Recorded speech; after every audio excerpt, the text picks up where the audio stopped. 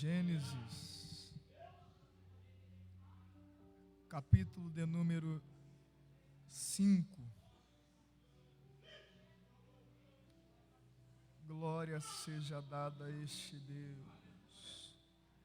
E logo após, abra também em Marcos, capítulo 8.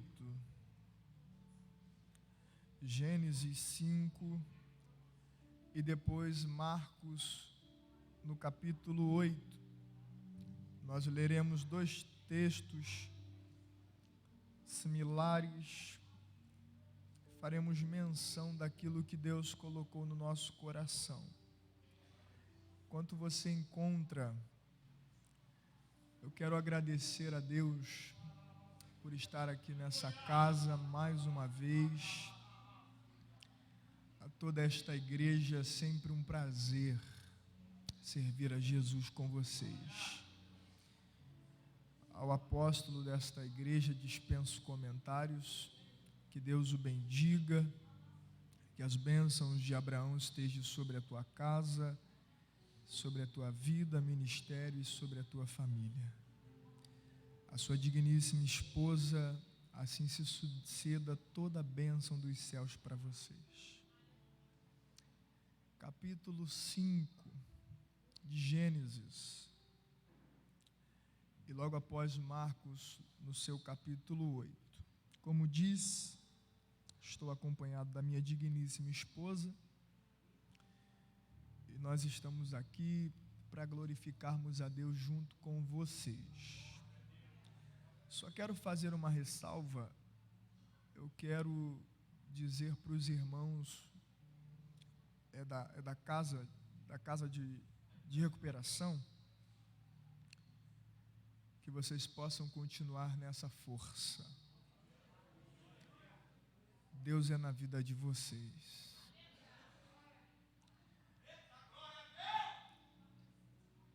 Glória a Deus. Leremos a palavra do Senhor. Quantos encontraram, digam amém. Vamos ler o capítulo 5, vamos ler o versículo de número 20. Capítulo 5, versículo de número 20, que diz assim: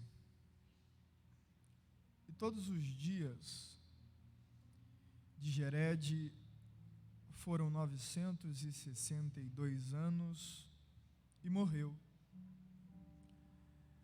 E Enoque viveu 75 anos e gerou a Metusalém. Enoque andou com Deus. Depois gerou Metusalém 300 anos e gerou filhos e filhas. E todos os dias de Enoque foram 365 anos. E Enoque caminhava com Deus, e ele não estava mais, pois Deus o tomou. Marcos, o Evangelho de Marcos, capítulo 8. Vamos ler o verso de número 27, 28 e 29, que diz assim: E saiu Jesus e os seus discípulos para as aldeias de Cesareia de Filipe. No caminho ele perguntou aos seus discípulos, dizendo: Quem dizes aos homens que eu sou? E eles responderam: João Batista.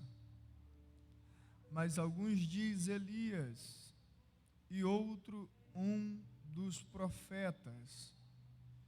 E ele lhes disse: Mas vós, quem dizeis que eu sou?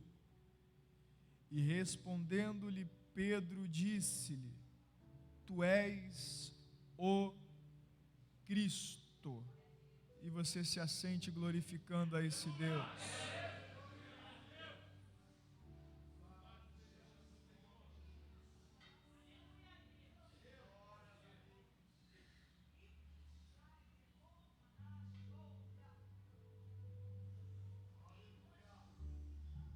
Meus irmãos,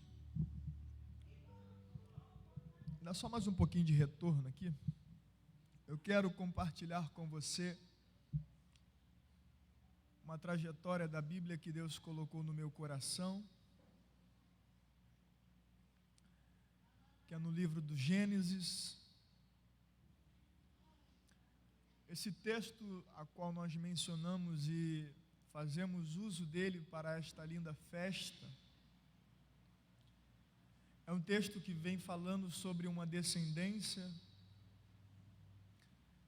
essa descendência do homem Adão, e passando por Adão, essa descendência chega até Noé.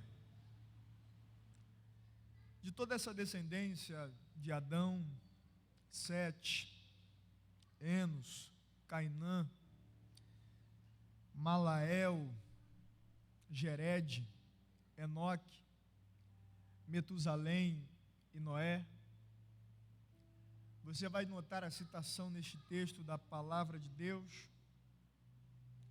que todas as vezes que o autor da Bíblia menciona, como por exemplo, Sete em seu nome, o autor da Bíblia vai dizer: e viveu Sete por tantos anos e morreu. Seguindo-se a história, à frente ele vai dizer: e viveu Enos por tantos anos e morreu. Passa-se a história e vai continuar dizendo: e morreu Cainã, tantos anos e morreu.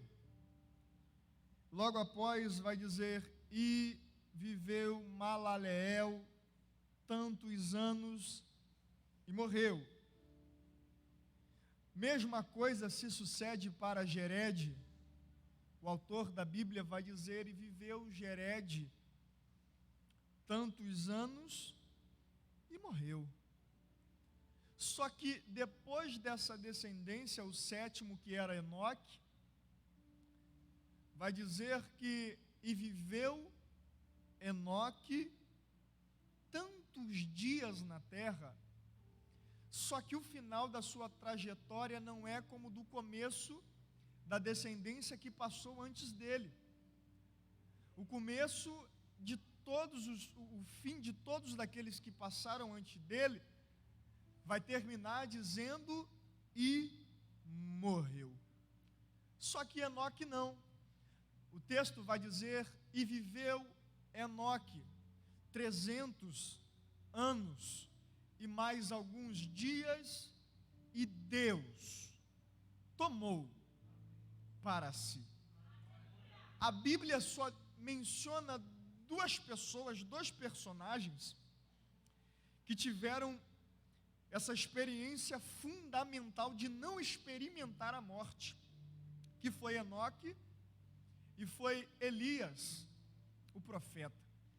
Essas duas pessoas têm essa experiência de não experimentar a morte.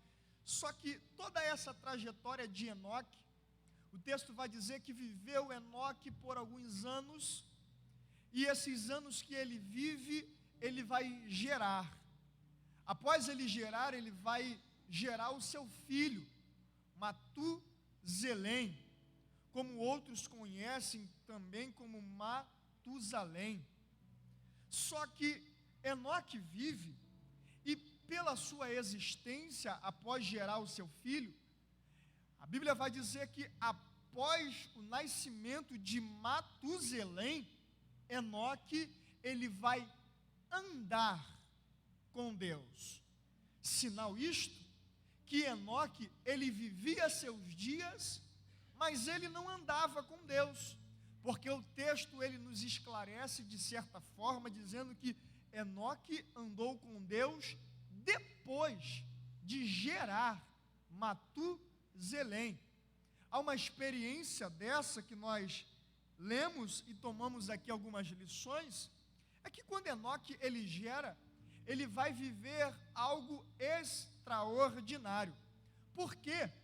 Porque Matusalém, ele tem no seu significado na antiga etimologia hebraica, o seu nome ele tinha um significado em dizer que era aquele que está à morte após virá algo sobrenatural. Esse era o significado da descendência do nome de Matusalém, ou seja, o seu nome significava: está terminando um novo tempo para o começo de algo novo a acontecer. Isso aqui é uma experiência linda, por quê? Porque de toda essa descendência, nós vamos chegar aonde? Na história de Noé. Só que antes de chegarmos em Noé, o texto de Gênesis vai nos dizer que Deus se arrependeu, isso mesmo, Deus se arrependeu de ter criado o homem. E quando Deus ele se arrepende, Matusalém nasce e chega até a geração e a descendência de Noé.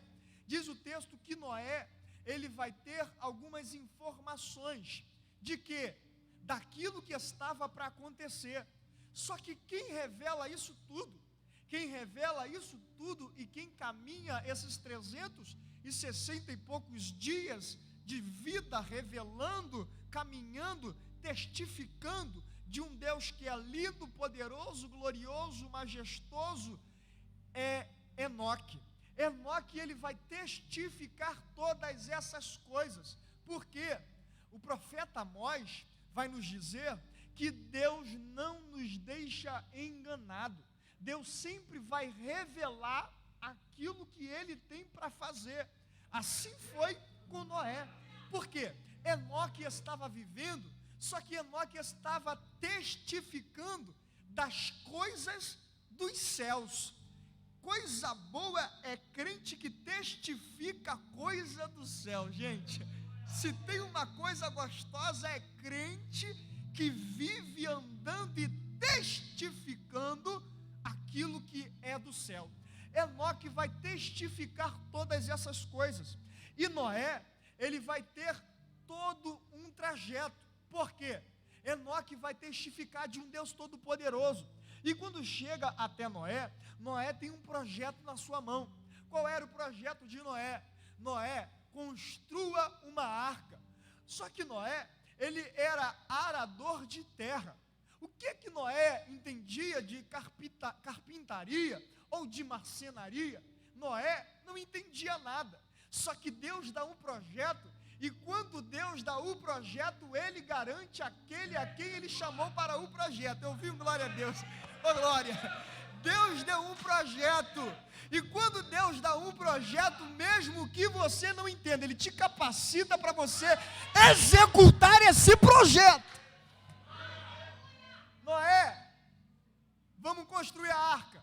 Noé constrói a arca, e diz o texto que Noé pega os seus filhos, as suas noras, coloca para dentro da arca.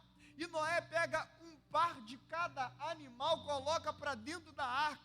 E o texto vai dizer que Deus falou para Noé: Noé, revista essa arca com betume por dentro e por fora e também por dentro, Noé. Diz o texto que passou-se alguns anos, havia um anúncio de um dilúvio, só que essa geração que é corrupta não acredita na voz daquele a quem Deus mandou falar. Só que essa geração que não escuta vai experimentar da ira de Deus. Escute uma coisa, não queira experimentar da ira de Deus.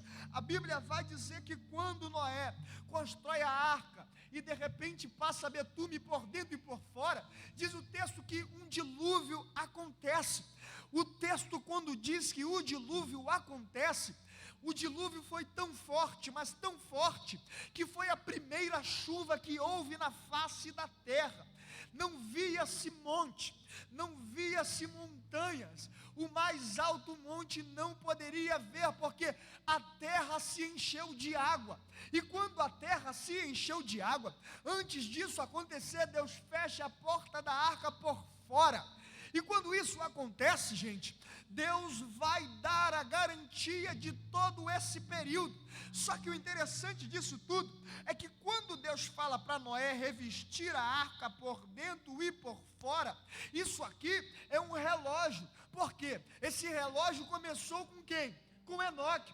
Enoque anunciou, depois veio a geração descendente, chegou até Noé. Noé continuou anunciando, o relógio foi andando.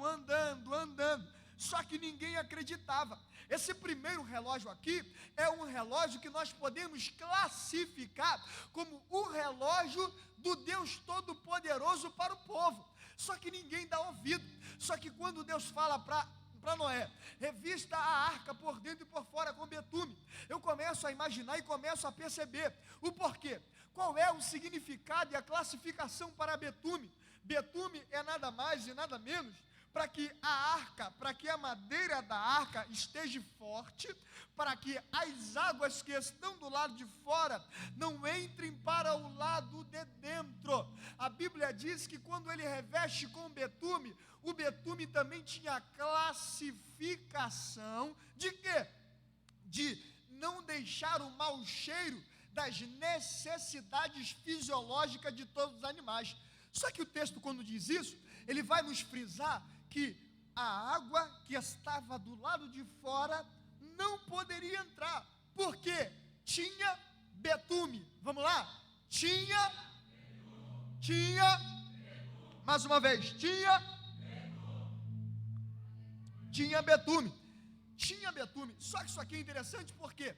Porque aquilo que está no mundo não poderia entrar para dentro da arca, porque não poderia entrar para dentro da arca, porque tinha betume. Aquilo que estava no mundo não poderia entrar para aquilo que estava do lado de dentro, que é escolhido por Deus. Oh glória! Deixa eu lhe dizer uma coisa nessa noite: o betume já foi derramado em nossas vidas. Qual é, pregador? É o Espírito Santo de Deus que habita dentro de nós. Para quê, pregador? Para que aquilo que está no mundo não entre para o lado de dentro daquele que está. Meu Deus, deixa eu lhe dizer uma coisa: o betume, que é o Espírito Santo, está dentro de você aqui nessa noite, e aquilo que está no mundo não vai entrar dentro de você.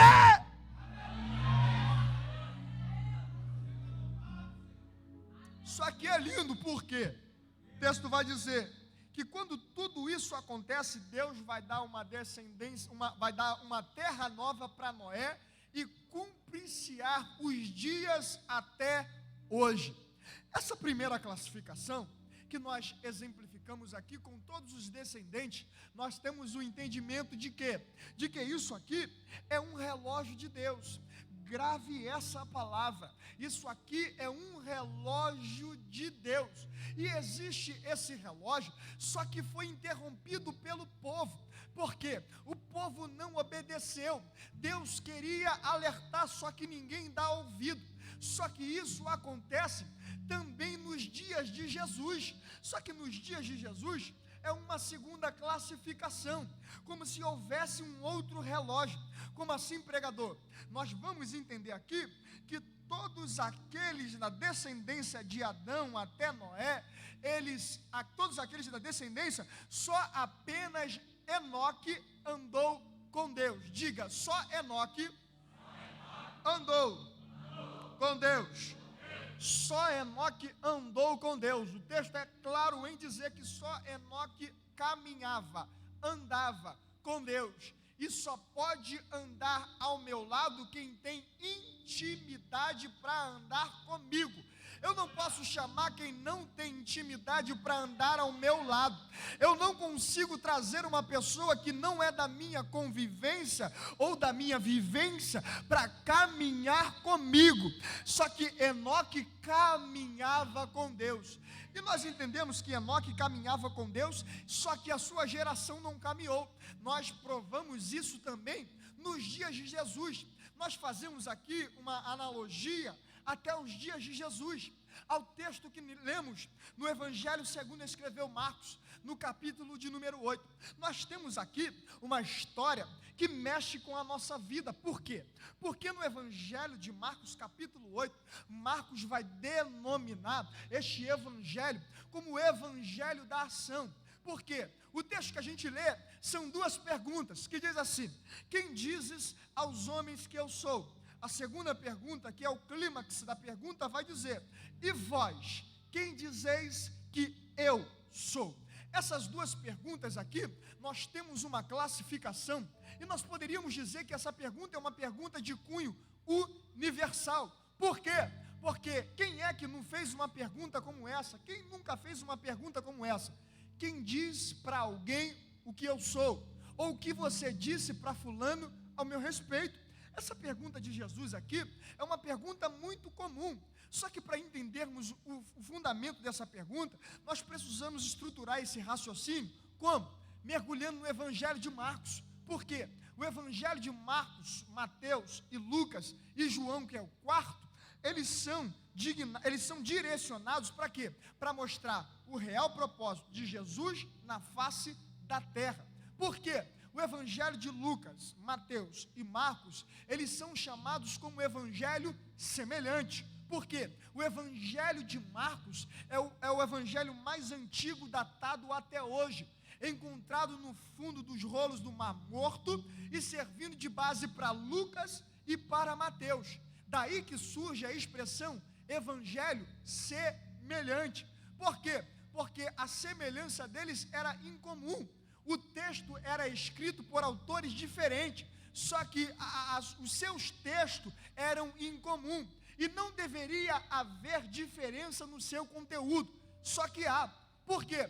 Faça isso na tua casa. Leia primeiro o Evangelho de Lucas, leia o Evangelho de Mateus, e depois leia o Evangelho de Marcos por último. Você vai notar que existe uma diferença. Por quê? Porque o Evangelho de Mateus é conhecido como o Evangelho da genealogia de Cristo. E o Evangelho de Marcos é conhecido como o Evangelho da ação. Só para você participar comigo, o Evangelho de Mateus é conhecido como o Evangelho da genealogia de Cristo. O Evangelho de Mateus é conhecido como o Evangelho da genealogia de Cristo. E o Evangelho de Marcos é conhecido como o Evangelho da ação. Por quê? Porque Mateus, ele está explicitando o real perfil de Cristo na face da terra. As epígrafes de Mateus também é conhecida como o Evangelho do Reino, como aquele que é prometido para as nações, para que veio ao mundo para salvar a todas as pessoas. Só que o Evangelho de Marcos não. O Evangelho de Marcos é conhecido de uma maneira mais popular. O Evangelho de Marcos é conhecido de uma maneira mais distinta. Um evangelho que nós conhecemos, que foi escrito na igreja primitiva, como os primeiros. Por quê? Porque o Evangelho de Marcos é denominado como o Evangelho da ação, porque Marcos, quando escreve este evangelho, Marcos estava em Roma. O que isso é importante? Por quê? Porque a mentalidade romana é diferente da mentalidade grega. Mesmo preservadores da cultura grega, os romanos são diferentes dos gregos. Por quê? Para se apresentar um Deus aos romanos, eles não querem saber do seu intelecto, eles não querem saber da sua inteligência, da sua capacidade, dos seus anéis, dos seus canudos. Para apresentar um Deus aos romanos, eles querem saber se esse Deus ganhou guerras, se esse Deus ganhou batalhas, se esse Deus ganhou muitas guerras grandes. Por quê? Os romanos são dados à guerra, à força, ao avanço, ao avassalo, e aí vai. Por quê? O Evangelho de Marcos, quando é escrito em Roma, nós entendemos por que Marcos escreve esse Evangelho ainda em Roma. Porque isso é importante. Porque quando Marcos escreve o seu evangelho em Roma, Marcos está denominando o evangelho de Cristo como o evangelho da ação. Por quê? Porque no capítulo 1 de Marcos ao capítulo 8, Marcos vai dizer que Jesus nasceu, cresceu, batizou e começou a operar.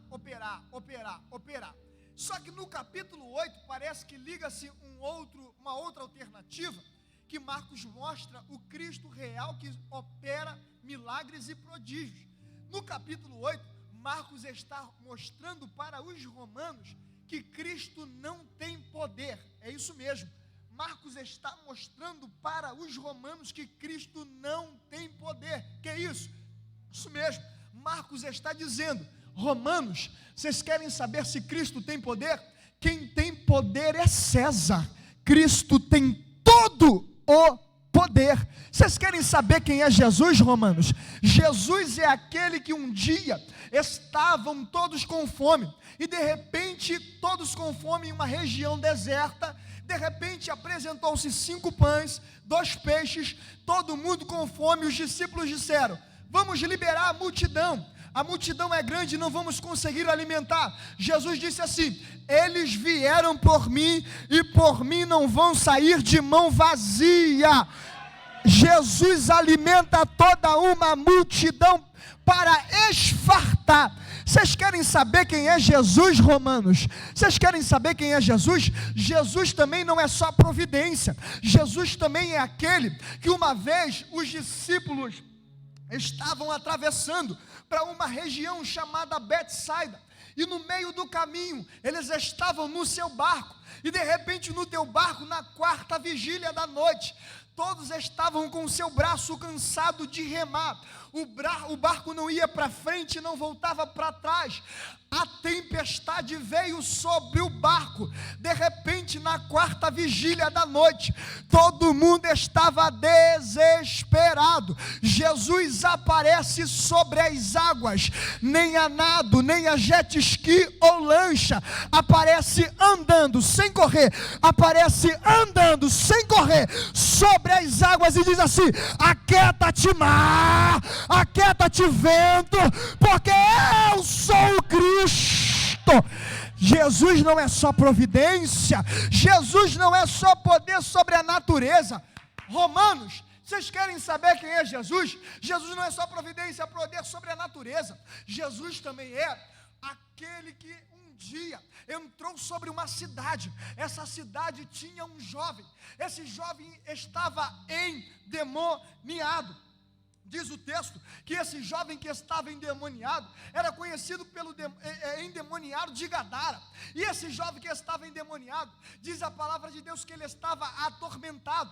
As correntes ele arrebentava. Ele andava sepulcro, andava nu, ele arrebentava tudo. Nem cadeias, nem guilhões paravam a vida daquele menino. Só que a Bíblia vai dizer que quando tudo isso acontece, de repente Jesus entra naquela cidade, e quando Jesus entra naquela cidade, esse jovem que está endemoniado, Jesus não chega apresentando carteira, dizendo assim: cheguei, eu sou Jesus, aqui está a minha carteirinha, eu sou o Cristo. Ele não chega dizendo como uns e outros: aqui está aquele que pode fazer tudo. Não, Jesus é diferente. Jesus não é os da Marvel, Jesus não é os Vingadores. Jesus ele só chega pisando, e na sua pisada os demônios batem em retirada. Oh glória! Sabe o que é isso? Esse é o nosso Jesus, e é uma conotação ali na palavra, que diz assim, que quando aquele jovem reconhece que Jesus chega, há uma conotação no hebraico que diz assim, uma palavra prosconios, que quer dizer assim: os demônios reconhecem que existe uma autoridade maior do que aquele que está presente. O que quer dizer isso, pregador? Quando Jesus chega, até os demônios reconhecem que Ele é Deus Todo-Poderoso, para a glória de Deus Pai, e está aqui nessa noite. Será que você pode adorar? Amarabacalamaxúria. Jesus não é só poder sobre a natureza, providência, poder espiritual. Jesus também é cura. De repente estava uma cena, Jesus chega nessa cena, havia uma pessoa que estava cega de nascença, e de repente essa pessoa que estava cega de nascença, de repente Jesus chega nessa trajetória e cospe ao chão e passa lama aos olhos. Os discípulos dizem assim: mestre, peraí, quem pecou? Foi ele ou foi seus pais? Jesus olha assim e diz assim: ninguém pecou, não foi ele, não foi seu pai, não foi sua mãe, não foi família, não foi ele. Por quê? Porque isso está acontecendo para a manifestação do meu nome ser glorificado na vida daquele que está passando pela dificuldade. A Bíblia vai dizer que é isso que Marcos está mostrando para os romanos, que Jesus é cura, Jesus é poder, Jesus é autoridade, Jesus é providência, Jesus é que pode fazer todas as coisas. Só que esse texto do capítulo 8, não se canse, chegaremos lá. Esse texto do capítulo 8 vai nos dizer que essa trajetória que Jesus está passando estava em uma região deserta, mas não foi a região que eu citei da primeira vez. Essa segunda região deserta, todos estão com fome novamente. De repente, esses que estão com fome se apresentam e eles vão para o deserto para se alimentarem. Ali existia classificação de pessoas. Quais eram? Eram os discípulos, era a multidão e eram os fariseus. Vamos lá? Discípulo, multidão e fariseu. Vamos lá? Mais uma vez.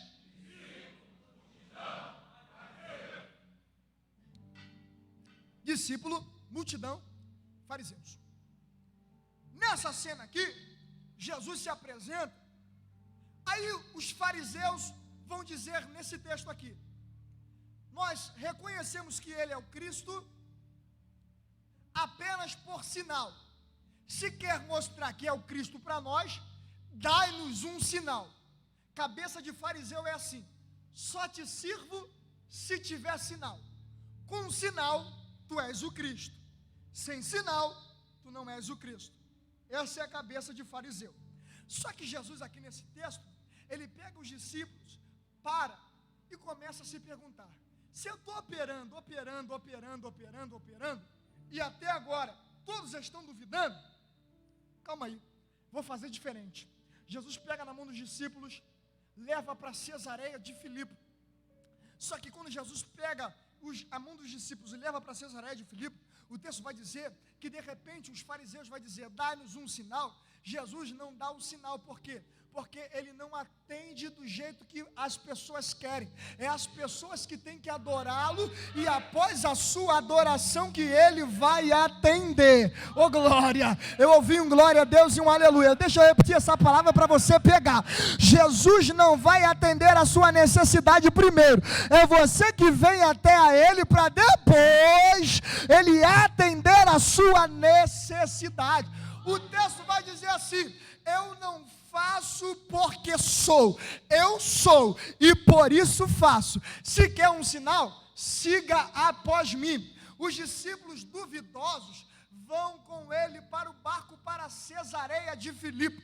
Só que quando Jesus pega na mão dos discípulos, leva para Cesareia de Filipe, Jesus chega no barco dizendo assim: ó, cuidado, cuidado, cuidado. Os discípulos olham um para o outro. Cuidado com o quê? Jesus chega dizendo assim, ó: cuidado com o fermento dos fariseus. Sabeis o que é fermento? Fermento é uma massa podre, que a gente tira um pedaço dessa massa podre e anexa na nova e dá-se o crescimento. Aí Jesus chega gritando assim: cuidado, cuidado, cuidado com o fermento dos fariseus, porque o padeiro de vocês sou eu, e eu não trabalho com podre, eu tiro o podre e coloco o crescimento. Aleluia.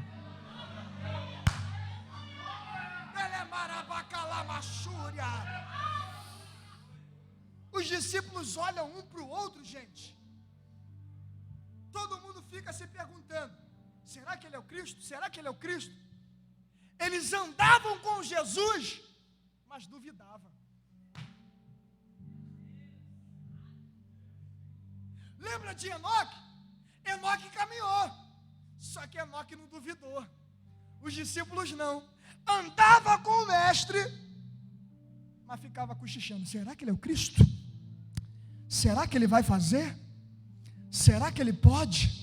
Será que ele faz? Será que ele é? Será que ele vai fazer alguma? Eles ficavam se questionando. Jesus pega na mão deles, leva para Cesareia de Filipe. Chegando em Cesareia de Filipe, Jesus faz a seguinte coisa. Ele olha para um templo grande que o Herodes, o antigo, construiu. Esse templo de mármore, ele era para todos os romanos, gregos e todos da região adorarem aos deuses africanos, deuses asiáticos, todos os deuses que ficavam naquele templo. E aquela adoração era voltada segundo a necessidade. De que forma, pregador? Para você ter uma ideia. Preciso me casar. Vou lá no templo e vou falar com Deus do amor. Deus do amor, eu preciso de um casamento. Deus do amor me deu um casamento. Agora, eu vou adorar por causa da minha necessidade. Eles não amavam. Eles iam para o templo por causa da necessidade. Preciso me casar, o Deus do amor já me deu um casamento. Agora, quem casa, quer casa. Agora eu vou no Deus da prosperidade. Deus da prosperidade, eu preciso de uma casa. Agora o Deus da prosperidade já me deu a casa. Agora quem casou, quer casa, também precisa de móveis. Eu vou no Deus da imobiliária. Deus da imobiliária, eu estou com uma necessidade e... Deu para entender? Eles iam segundo as suas necessidades. Agora, eles tinham amor, eles tinham casamento, eles tinham casa, eles tinham móveis. Eles iam por causa da necessidade. Já tenho casa, já tenho móvel, já tenho esposa. Agora eu preciso de um carro. Ou seja, dá licença aqui, Deus da prosperidade. Agora eu vou no Deus da concessionária. Era assim que eles agiam.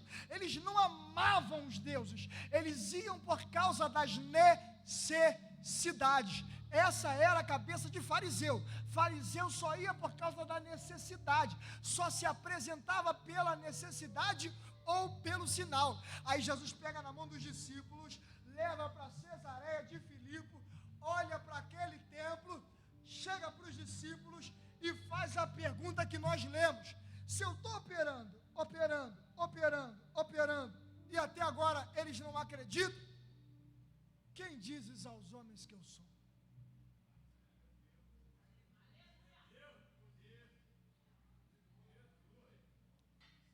Se fosse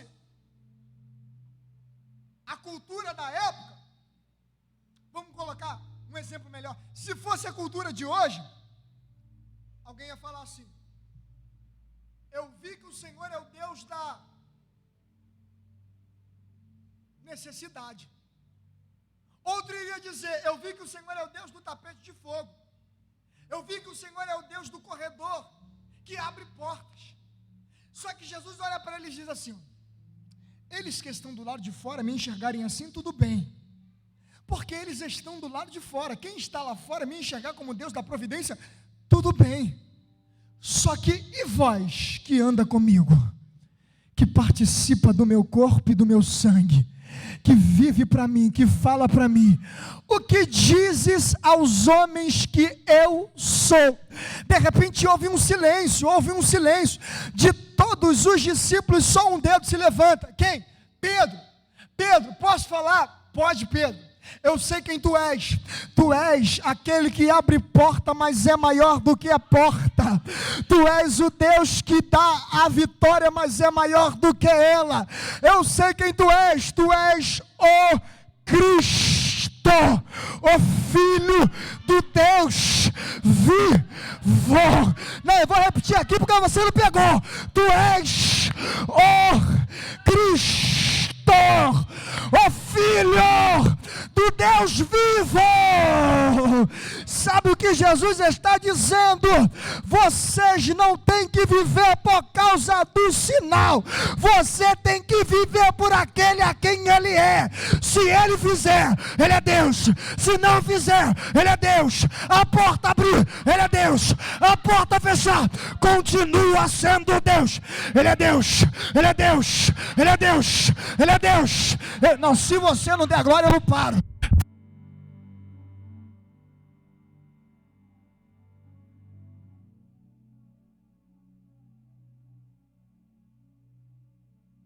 Ou sem microfone, Ele é Deus. Com microfone ou sem microfone, Ele é Deus.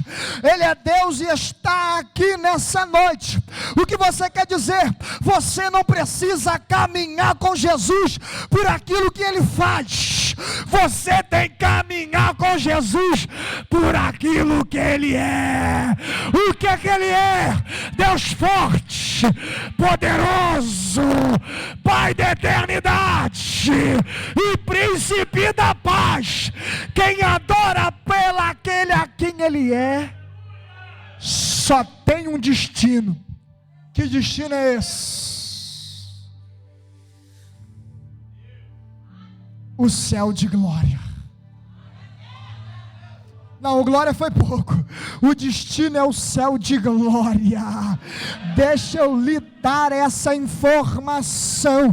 Cristo está aqui nessa noite e esse relógio está rodando. O final dele é quando? É quando o apóstolo Paulo disse, a carta aos Coríntios, no capítulo de número 15, nem todos dormiremos, mas seremos despertados no abrir e no fechar de olhos, antes do soar da última trombeta, os mortos ressuscitarão. Quem são os mortos? Os mortos são Sete, Adão, Lameleque, Cainã. Esses são os mortos. Só que Enoque não vai ressuscitar. Enoque não. Enoque vai estar ao lado de Deus, esperando a igreja para morar no céu de glória. Pega na mão desse crente que está do teu lado. Pega na mão desse crente que está do teu lado. Diga para ele nessa noite: suporta. Diga mais forte: suporta. O relógio está rodando. Diga: o relógio está rodando. E o fim dessa hora é morar no céu de glória. Só quem pega essa palavra, levante a mão do teu irmão para o céu e dá glória para esse Deus que é todo poderoso. Só quem vai morar no céu.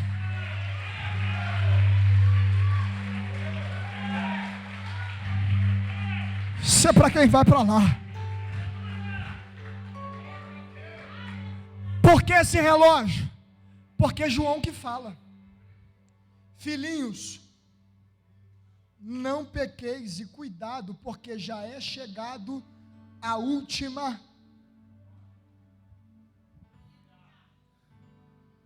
Aleluia.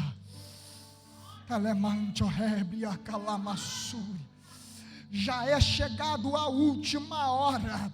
Como assim, pregador? É o que a palavra diz. A última hora está se cumprindo. É por isso que você precisa caminhar com Jesus. Não é pelos benefícios, mas é para morar no céu de glória. Por quê?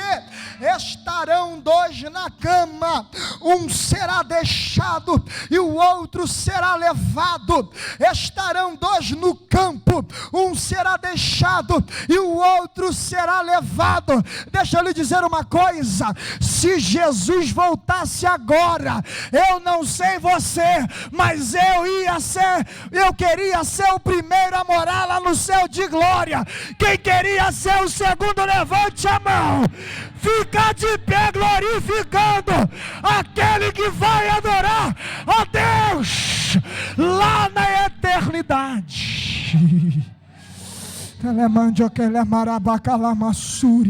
Suporta, suporta, suporta. Jesus está voltando. Diga para alguém que está do teu lado: Jesus está voltando. Suporta, não pare, não desanime, continue, porque Jesus está voltando.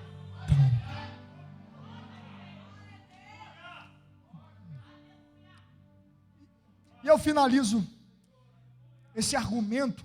Pegue na mão desse irmão que está do teu lado, com essas duas colocações. O primeiro relógio de Enoque, fechou-se um tempo, Deus tomou para si. E o segundo relógio, que é o da igreja, do tempo de Jesus Cristo, que é o tempo da graça, é o relógio que nós estamos vivendo hoje. E hoje Jesus, Ele nos prepara para morar no céu de glória. Só que as lutas não cessam, as dificuldades só aumentam. Parece que não existe luz no fim do túnel. Só que existe um Deus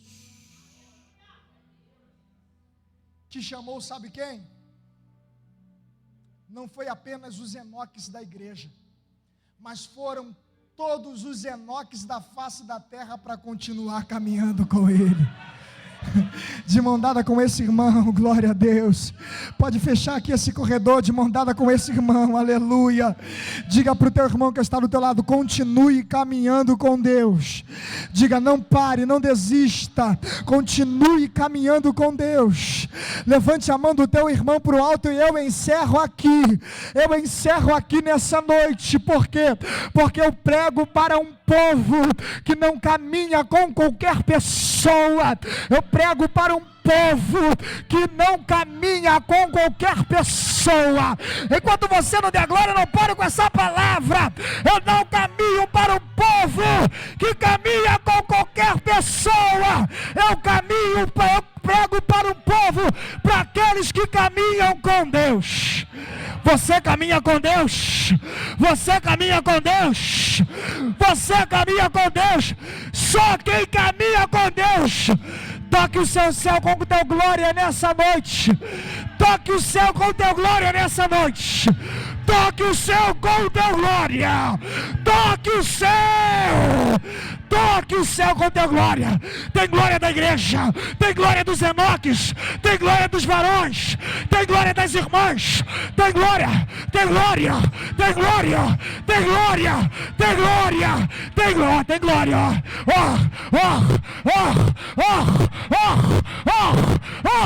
Tem glória. Tem glória. Tem glória. Tem glória. Tem glória. Tem glória. Sinta. Sinta. Sinta. Sinta. Urabacalamaxúria. Sinta. Você que anda com Deus.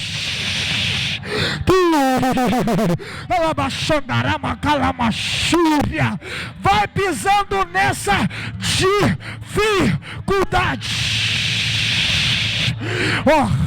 Olha o que Jesus está fazendo. Olha o que Jesus está fazendo. Jesus está trazendo algo de novo para a tua vida.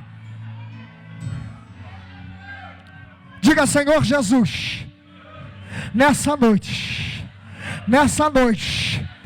eu creio que vou morar no céu. Eu creio que vou morar no céu.